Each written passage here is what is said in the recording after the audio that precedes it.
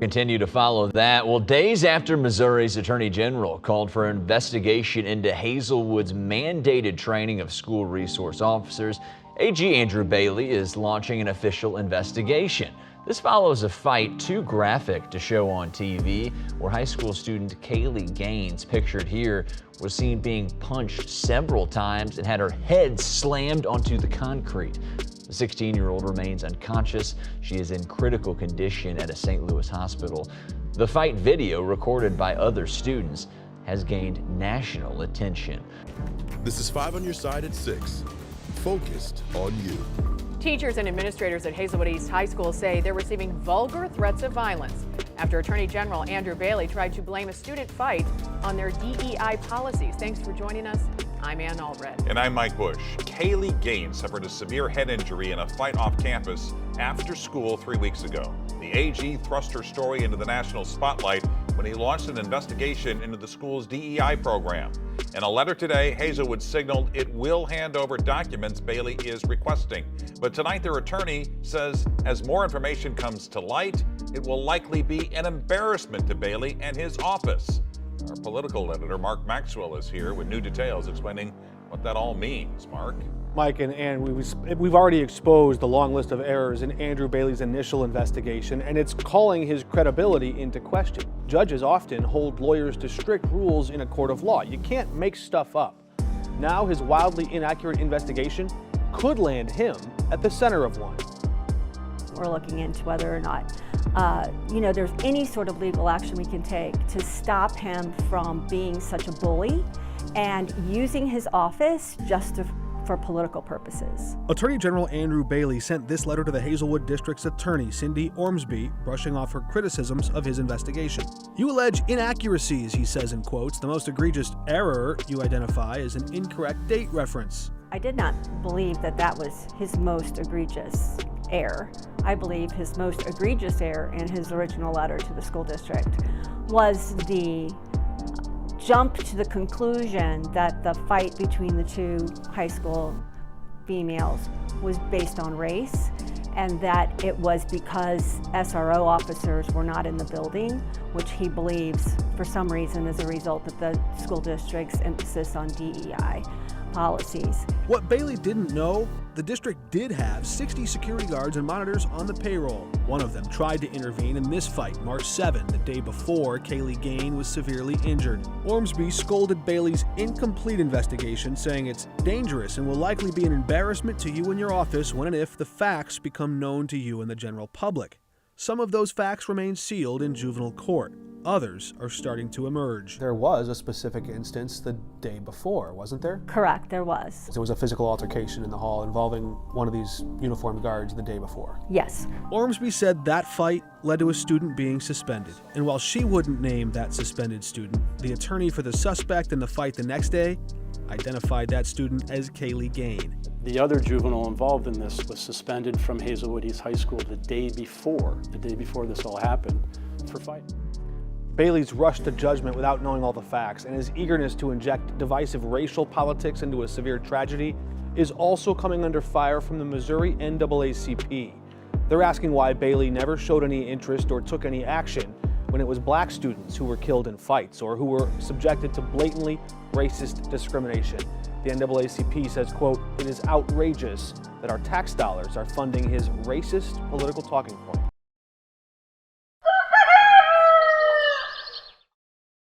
What's that mouth? It's that man. As you saw in the preview of the video, what was heard, what was said, we're going to go over, we're going to talk about it, and I'm sitting on the fence. Why am I sitting on the fence? Because what happened to this young lady should never really happen.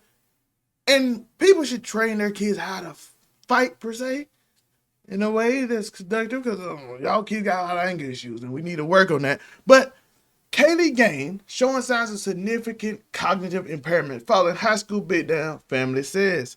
A Missouri teenager whose head was brutally bashed into the pavement in a viral after-school beatdown is showing signs of significant cognitive impairment and is repeating herself over and over again after waking from a coma. Kaylee, 16, seems to realize she's in the hospital but has no clue why she's there and doesn't remember the brawl with another teenage girl, a lawyer for the family said in an update Monday. While the teen's ability to walk with help is improving, her speech is still limited, attorney Brian Kamer said. I really hope that she gets, I hope this story turns into positive and she is actively walking, able to speak, actually remember things, because again, she is only 16 years old. Now you might ask, why am I on the fence about this? And there should be no on the fence, because this young girl should have never been assaulted from Hazelwood East High School in Spanish Lake. She should never have to deal with these type of things and these issues. But why would you be on the fence, Zell? You heard it in the preview. Let's go over it ourselves. Kaylee Gain was suspended from school for brawling with another student before fracturing skull in fight, sources. The Missouri teen, who was left fighting for her life after her head pounded in the segment earlier, that hurt me to say every time, this month was suspended from school the day prior for brawling with another student, the Post has learned. Kaylee Gain, 16, suffered a skull fragment and a brain bleed that left her in a coma for 2 weeks. This story hurts so bad because I just don't. They young, they babies to me. I'm an older gentleman. They babies to me. You don't supposed to be hurting like that. Her family revealed on Friday her condition is stable, thankfully, and she has moved out of intensive care, though it is unclear whether she has regained consciousness. The teen with whom Gain had an altercation with the previous day was friends with the student who would later smash Gaines into the pavement, leaving her unconscious and her body twitching, sources said. It is unclear. This is another thing why I'm in it, because she does seem rather aggressive, and we don't want to just put this little thug label that we like to put on young girls and especially little girls of color. But we want to also be careful in the way we speak and talk about, because these are our young people. A source said Gain and her combatant, who remains in custody at a juvenile facility facing felony assault raps, were a member of 2 rival friend groups at the school.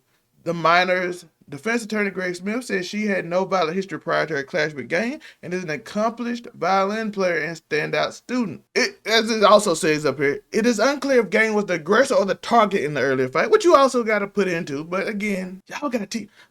I was listening to a show the other day, and they were talking about how kids nowadays, I haven't even seen it, but I've seen some videos that they were showing, and how young kids these days are so mad aggressive that they don't know when to stop. When you jump somebody, they try to stump your head in rather than just stump your stomach and then just let you go. No, they go all the way, which is a problem I think people have to do. She is what you'd want out of a 15-year-old girl, Smith told the Post. The girl accused of bashing her head in. The lawyer said his client has been mischaracterized in the wake of the viral footage, while Gaines' friends and family ripped her for a violent beating.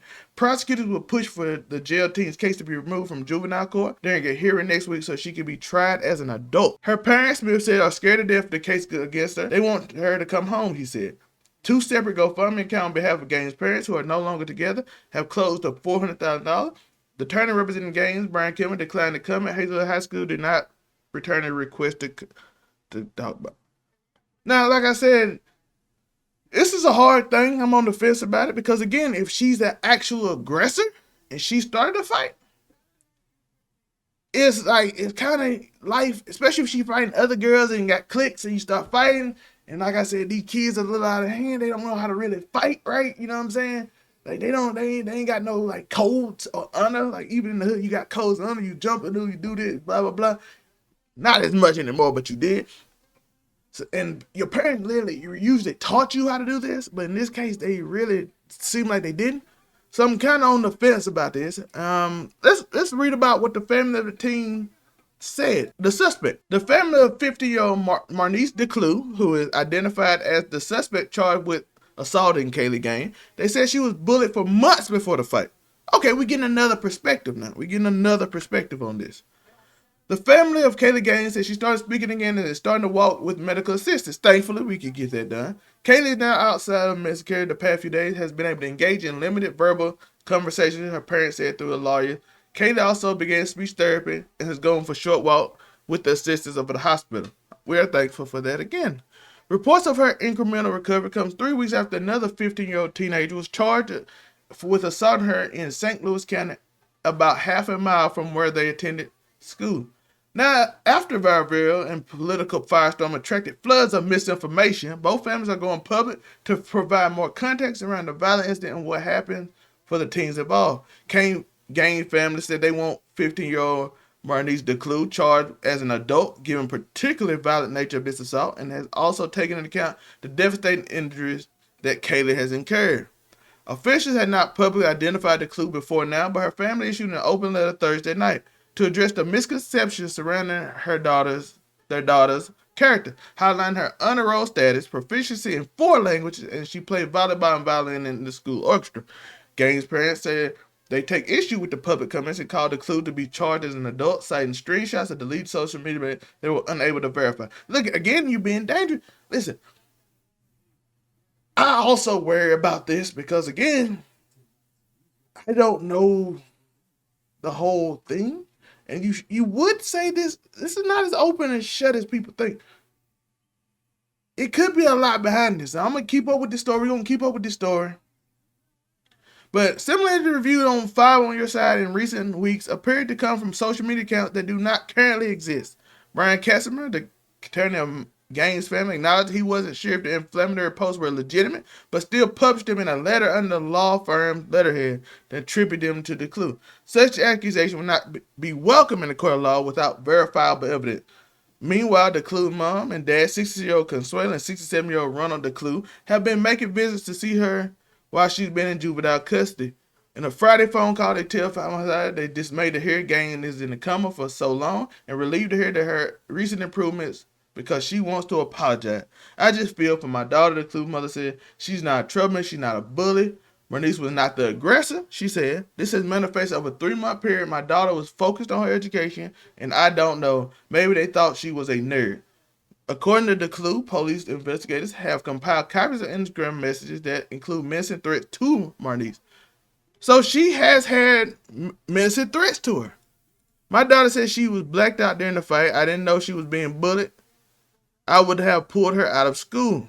Media literacy said viral videos and posts on social media fueled a rush to judgment and likely contributed to this unusual circumstance where families of teenage girls are going public with letters that are either loaded with innuendo and accusations or read much like a character reference letter someone might write to a judge before sentencing, which I don't like that. We don't know what happened in this case. There are people saying that she was the aggressor. Consuela, the mother, is saying that daughter blacked out.